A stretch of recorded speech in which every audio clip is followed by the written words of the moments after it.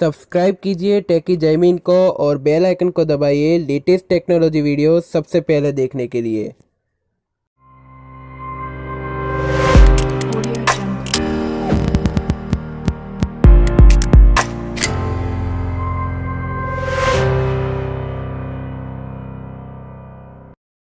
नमस्कार दोस्तों, मेरा नाम है जयमीन। आप देख रहे हैं टेकी जयमीन। दोस्तों, ओप्पो ने आज इंडिया में अपना एफ सीरीज का नया स्मार्टफोन आज इंडिया में लॉन्च कर दिया, जिसका नाम है ओप्पो F15। ये बहुत ही अच्छी स्पेसिफिकेशन के साथ में देखने को मिल जाता है, लेकिन कुछ स्पेसिफिकेशन ऐसी है कि जिसके कारण आपको ये फोन नहीं लेना चाहिए। इसी के बारे में बताना चाहूंगा। वीडियो शुरू करने से पहले बताना चाहूंगा कि अगर आपने हमारा चैनल सब्सक्राइब नहीं किया तो पहले सब्सक्राइब कर लीजिए, मैं ऐसी रोजी वीडियो लाता रहूंगा। तो पहले हम इस स्मार्टफोन की पहले डिस्प्ले की बात कर लेते हैं। ओप्पो के F15 में आपको मिलती है 6.4 इंचेस की सुपर एमोलेड स्क्रीन देखने को मिल जाती है। फुल एचडी प्लस का आपको रिजोल्यूशन देखने को मिल जाता है और 20:9 का इसमें आपको एस्पेक्ट रेशियो देखने को मिल जाता है, जिसमें 90.7% आपको स्क्रीन टू बॉडी रेशियो देखने को मिल जाता है और 7.9 mm की आपको थिकनेस देखने को मिल जाती है। और फ्रंट में आपको कॉर्निंग गोरिल्ला ग्लास 5 की प्रोटेक्शन देखने को मिल जाती है और पीछे की तरफ आपको पॉलीकार्बोनेट वाली आपको बॉडी देखने को मिल जाती है। ऑल ओवर डिस्प्ले क्वालिटी की बात करूं तो बहुत ही अच्छी है, बॉडी की क्वालिटी करूं तो वो भी अच्छी है। तो फर्स्ट लुक में आपको ये फोन आपको बहुत ही अच्छा लगेगा, क्योंकि इसमें जो डिस्प्ले क्वालिटी है और इसकी जो बॉडी है वो बहुत ही अच्छी और एक थिकनेस आपको बहुत ही कम देखने को मिल जाते हैं। इसके कारण ये डिस्प्ले क्वालिटी और बॉडी के मामले स्मार्टफोन बहुत ही अच्छा देखने को मिल जाता है। अब बात आती है स्मार्टफोन के चिपसेट की। बताता हूं इसमें आपको मीडियाटेक की तरफ से आने वाला हीलियो का P70 का प्रोसेसर देखने को मिल जाता है, जो एक 12 nm बेस टेक्नोलॉजी पे काम करता है।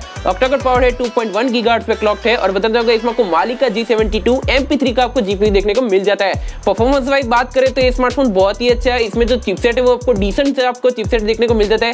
हालांकि ये चिपसेट आपको पुराना है, 1 साल 2 साल पुराना है, लेकिन आपको ये प्रोसेसर है वो बहुत ही अच्छा है, काम करेगा। पबजी जैसे गेम आसानी से यहाँ पे आप खेल सकते हो, तो ये बात ध्यान रखिएगा। अब बात आती है स्मार्टफोन के रैम और स्टोरेज वेरिएंट की। तो बता दूं इसमें आपको इंडिया में अभी सिंगल वेरिएंट ही देखने को मिलेगा, जिसमें आपको 8GB की रैम LPDDR4X की आपको रैम देखने को मिल जाती है और 128GB की इंटरनल स्टोरेज देखने को मिल जाती है, जिसमें आपको UFS 2.1 की स्टोरेज देखने को मिल जाती है, यानी कि स्टोरेज बहुत ही अच्छी है। और माइक्रो SD का लगाने का ऑप्शन आपको डेडिकेटेड देखने को मिल जाती है, जिसमें आपको 256GB तक एक्सपेंड कर सकते हो, तो ये बहुत अच्छी बात है। हालांकि ओप्पो ने अलग से एक वेरिएंट दिया होता तो बहुत ही अच्छा रहता कस्टमर के लिए, लेकिन यहाँ पे आपको सिंगल वेरिएंट देखने को मिल जाता है। अब बात आती है स्मार्टफोन के रियर कैमरा के। तो रियर में आपको बताता हूं क्वाड कैमरा का सेटअप देखने को मिल जाता है, जिसमें आपको 48 मेगापिक्सल का प्राइमरी लेंस देखने को मिल जाता है, जिसका एपर्चर f1.79 का इसमें एपर्चर देखने को मिल जाता है। कंपनी ने ये नहीं बताया कि आपको कौन सा लेंस देखने को मिल जाता है, 4-in-1 पिक्सल देखने को मिल जाता है, लेकिन कंपनी ने ये भी नहीं बताया कि इसमें कौन सा सेंसर देखने को मिल जाता है, सोनी का या सैमसंग का, ये नहीं बताया कंपनी ने। दूसरा कैमरे की बात करूं तो 8 मेगापिक्सल का आपको अल्ट्रा वाइड लेंस देखने को मिल जाता है, जिसका एपर्चर f2.25 का इसमें एपर्चर देखने को मिल जाता है। तीसरा जो कैमरा वो आपको मैक्रो लेंस देखने को मिल जाता है, 2 मेगापिक्सल का है, f2.4 का इसमें एपर्चर देखने को मिल जाता है। चौथा जो कैमरा वो 2 मेगापिक्सल का डेप्थ सेंसिंग कैमरा देखने को मिल जाता है, इसका भी एपर्चर आपको f2.4 का इसमें एपर्चर देखने को मिल जाता है। ऑल ओवर जो क्लियरिटी है वो बहुत ही अच्छी है, कैमरा जो सेटअप है वो बहुत ही अच्छा देखने को मिल जाता है। ड्यूअल टोन एडिट फेस देखने को मिल जाती है। 10dB तक की 13 FPS तक रिकॉर्डिंग कर सकते हो ES ऑप्शन के साथ में। हालांकि इसमें आपको 4K का ऑप्शन देखने को नहीं मिलता, तो ये बात ध्यान रखिएगा।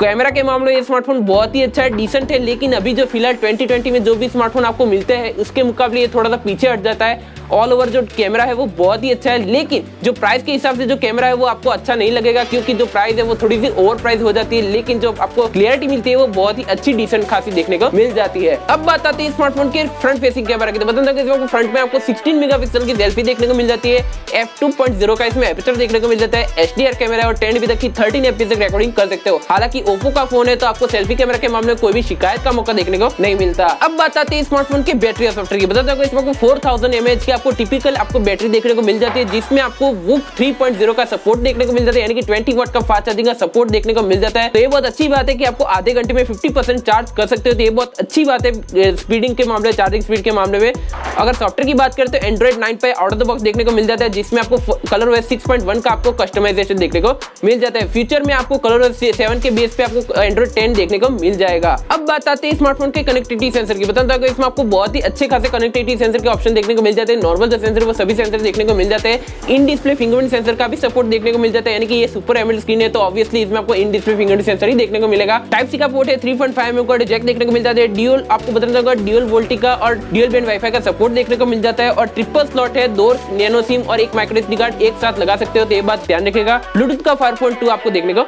मिल जाता है। तो ऑल ओवर कनेक्टिविटी सेंसर के मामले में कोई भी शिकायत का मौका देखने को नहीं मिलता। अब बात करते हैं स्मार्टफोन के कलर वेरिएंट और प्राइस की। तो बताता हूं इसमें आपको 2 अलग-अलग कलर वेरिएंट देखने को मिल जाते है लाइटनिंग ब्लैक और यूनिकॉर्न व्हाइट। ये दो अलग अलग कलर वेरिएंट देखने को मिल जाते हैं। लेडीज के लिए बहुत ही अच्छे खासे कलर वेरिएंट है। लेकिन प्राइस की बात आती है तो प्राइस में जो आपको 19,990 की प्राइस में फोन पड़ता है, अगर इसकी सेलिंग स्टार्ट करने की बात करूं तो 24 जनवरी से आपको परचेस कर सकते हो ऑनलाइन और ऑफलाइन दोनों मार्केट से, फ्लिपकार्ट और अमेजन से दोनों से आप परचेस कर सकते हो। तो मैं इसका लिंक आपको डिस्क्रिप्शन में दे दूंगा, वहां से जाकर परचेस कर सकते हो। ऑल ओवर डिवाइस कंक्लूजन की बात करूं तो थोड़ा सा डिवाइस जो है वो आपको जो स्पेसिफिकेशन मिलते हैं उसमें थोड़ा सा आपको कॉम्प्रोमाइज देखने को मिल जाता है, जो प्राइस के हिसाब से जो आपको स्पेसिफिकेशन मिलती है उसके हिसाब की बात करूं तो, क्योंकि यहाँ पे आपको सुपर एमोलेड स्क्रीन तो देखने को मिल जाती है, वो बहुत ही अच्छी है। लेकिन जो आपको प्रोसेसर मिलता है वो थोड़ा सा पुराना है। अगर प्रोसेसर थोड़ा सा नया वाला दे दिया होता तो बहुत ही अच्छा रहता। अगर स्नैपड्रैगन का 712 दे दिया होता, 730G दे दिया होता तो बहुत ही अच्छी कंप्लीट स्पेसिफिकेशन हो जाती। लेकिन यहाँ पे आपको 1 साल पुराना प्रोसेसर देखने को मिल जाते हैं। हालांकि इसमें आपको गेमिंग तो कर सकते हो, लेकिन जो प्रोसेसर है